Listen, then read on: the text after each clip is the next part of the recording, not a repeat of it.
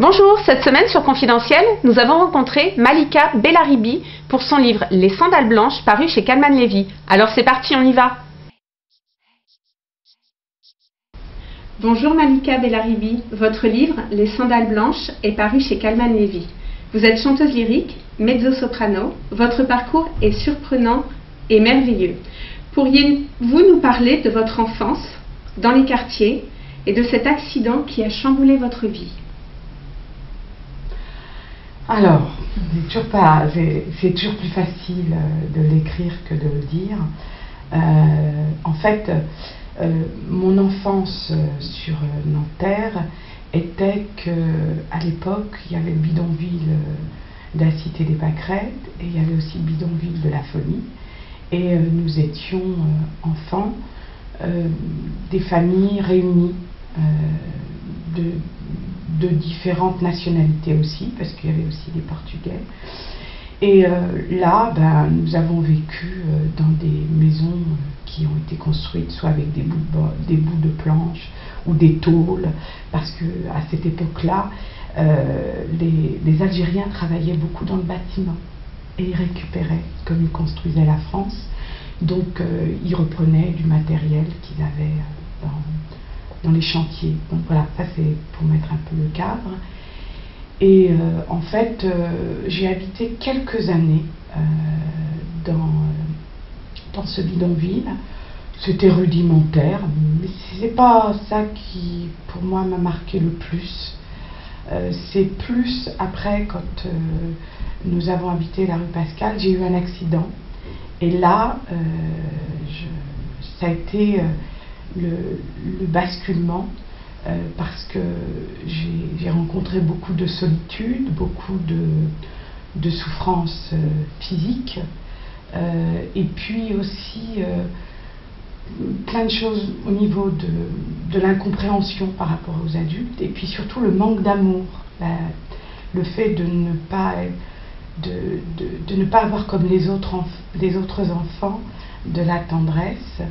Et en fait, cet accident est un malheur, est une chance en même temps, parce que quelque part, ça m'a obligée à comprendre ce qui s'est passé dans ma famille, à me rapprocher d'eux, et en même temps avoir de la colère vis-à-vis d'eux aussi, parce que je ne comprenais pas très bien le fait qu'ils ne m'aimaient pas, et petit à petit, je me suis rendu compte que par l'accident, ils étaient touchés, mais c'est assez ambivalent. Bon, je ne vais pas rentrer dans les détails, parce que ça fait quand même beaucoup de choses.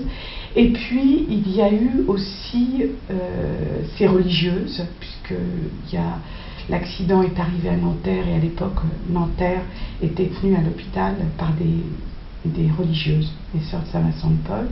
Et avec elles, j'ai découvert, au fil des années de ma maladie, enfin de cet accident, de la musique, et aussi tout un monde que je ne connaissais pas, qui est ma famille musulmane, et elles étaient chrétiennes, et en fait j'ai adhéré à cette religion, parce que quand on est enfant, mon imaginaire a été la musique, la religion, c'est comme ça, je peux rien, et ma seule chose pour m'en sortir, c'était de prier Jésus ou Marie, c'est aussi bête que ça, parce que c'était l'imaginaire, je ne pouvais pas le toucher, et quand je voyais que je guérissais, que les choses se passaient bien, je me disais que Dieu m'avait aidé. Voilà, c'est à peu près ça. La musique, et puis aussi, comme je n'avais pas d'amis, le monde contemplatif et les sons. Enfin, pour moi, tout ça a été une époque où j'ai été obligée d'apprendre à reconstruire mon univers et à essayer de comprendre ce qui se passait. Et puis l'univers aussi de ma famille, qui est complètement dans le désordre. Les religieuses, elles, c'est... bon, on met des petits chaussons, on a des fourchettes, tout est bien rangé. Chez ma mère, c'est plutôt très folklore, donc c'est le parterre, c'est les peaux de mouton par terre, ça n'a rien à voir. Et comment les vôtres ont vécu cela, à la fois votre révélation pour le chant Et en même temps, votre conversion à la religion catholique, est-ce que du coup ça n'a pas mis une barrière entre vous et votre famille? Est-ce qu'ils ont compris votre démarche? Je pense que ma mère et mes frères l'ont compris. On ne peut pas dire qu'ils ont apprécié, Oui. ça serait quand même malhonnête de dire ça. Mais comme ils se souvenaient quand j'étais petite, quand j'étais pas bien, j'allais à l'église en cachette, donc ils me surveillaient quand même, ils savaient bien. Donc ma mère ne disait rien. Et puis comme ma mère, quand elle me parlait de la religion musulmane, elle me disait que chez le bon Dieu, il y avait du miel, du lait et des bonnes choses. Et les religieuses me disaient la même chose, du miel, du lait, du pain. Pour moi, c'était le même. Alors donc j'ai pas du tout le même rapport par rapport aux autres. Je l'ai plus vu comme quelque chose d'œcuménique pour moi, que ça soit Allah ou Jésus, c'est le même Dieu. C'est après, c'est ce que les hommes en mettent. Mais ça me correspondait parce que c'était ce qui m'avait aidé à m'en sortir et ce qui m'avait aidé à guérir, et que dans le désespoir, je n'avais que ça. Et aujourd'hui, vous œuvrez dans les banlieues pour les jeunes. Alors comment œuvrez-vous pour eux et qu'avez-vous à leur dire? Moi, j'ai œuvré dans les quartiers parce que ce sont des histoires de rencontres, je ne vais pas raconter dans le détail, mais ce que je sais, c'est que je travaille aussi bien avec des enfants de 6 ans jusqu'à des adultes 70 ans. Donc je travaille plutôt sur la réconciliation, sur sortir de l'ignorance, de ne pas se laisser happer parce que disent les médias, parce que beaucoup de choses qui est véhiculé de négatif.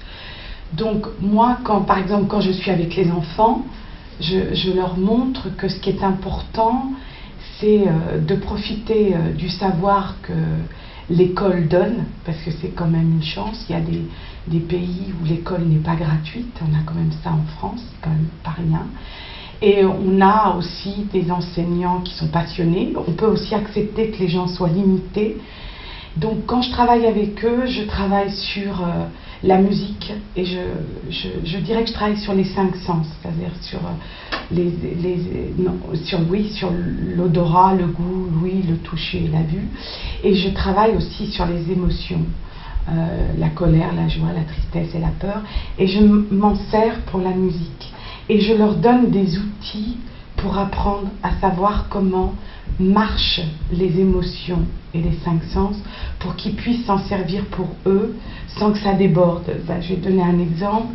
Quand je travaille sur la colère, pour moi la colère c'est action, décision, affirmation. C'est pas de taper son voisin, c'est de se battre et de réussir. Donc là on travaille là-dessus. Et les enfants, en général, ils sont très heureux parce qu'ils s'inspirent des contes. Donc ils disent ah bah oui, dans les contes de Walt Disney il y a Cruella. Enfin, donc tout ça, il y a plein de choses. Donc on discute là-dessus. Sur les adultes, je dirais que ce que je leur dis, c'est que ce qui est possible dans la vie, c'est qu'on peut apprendre tout au long de sa vie. Et c'est pas parce que on n'a pas eu la chance d'aller à l'école. On a un système encore en France qui permet qu'on peut avoir des cours du soir, on peut trouver des écoles pas chères, on peut trouver des trucs. Ce qui compte, c'est d'avoir la passion et de s'en sortir. Voilà ce que je dis. Belle philosophie. Et si vous deviez vous inscrire sur Confidentiel, quel pseudo choisiriez-vous? Kika. Kika. Un grand merci Malika Bellaribi pour cet entretien. Confidentiel.com, le site réservé aux femmes.